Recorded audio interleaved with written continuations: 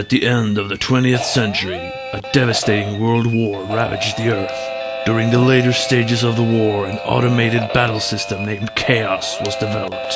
This battle system helped end the war, and after the war, Chaos was going to be shut down. However, Chaos had become a sentient being with only one goal: survival. Chaos released its enemies on the world to destroy its newfound enemy, all of humanity.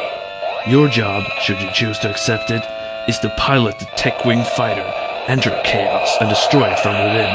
The fate of humanity is in your hands. That's the story of Red Alarm. Reminds me of that Terminator with Chaos being like Skynet. Anyway, Red Alarm is one of the best games on the Virtual Boy, and it feels to me like the most advanced.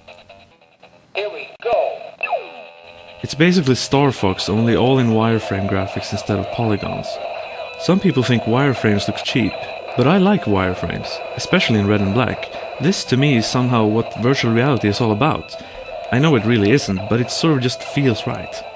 People who don't like this game usually say that it's confusing to navigate the levels with just wireframe graphics. I don't understand that myself, I've never had any problems with it. The only problems I've experienced is that the draw distance is a little short, and that sometimes when there's too many enemies on screen it can get cluttered and a little confusing. That problem is easily handled with the R button.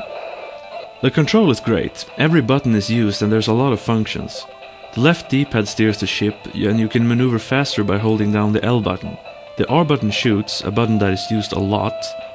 The right D-pad is used to dash in 4 directions, which is very useful. The A and B buttons toggle flying speed, and there's a neutral mode as well as reverse. The select button switches camera angles. There's 2 regular third-person views and one that's at a tilted angle, but it's a lot harder to use.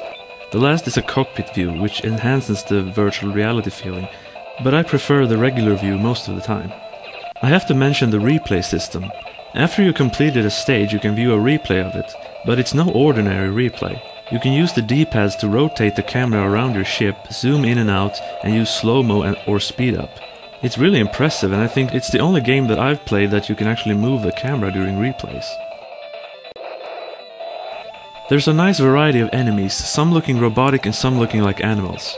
At the end of each stage there's a boss to fight. The bosses reside in an enclosed room, so it takes a lot of flybys to take it out, and there the L button comes to good use. The music is nice and techno-sounding, and the sound effects match the techno feel. The audio presentation is consistent with the game's style. This game is easily in my top 5 Virtual Boy games. The gameplay is engaging and fun, the graphics are attractive, and the control is great. Now, even if I don't get headaches from playing the Virtual Boy, I do think that playing the game's 6 stages in one sitting is a tall order, and the game does not have a password system or battery save. However, there is a cheat mode. Press select on the title screen 60 times, then in-game press LR select and B at the same time to bring up a cheat menu. There you can select which level you want to play. This cheat provides a saving grace. In addition to that, the cheat menu also has a sound test and music test, and special, which is an invincibility mode. I think Red Alarm is a great game, and it should be in every Virtual Boy owner's collection.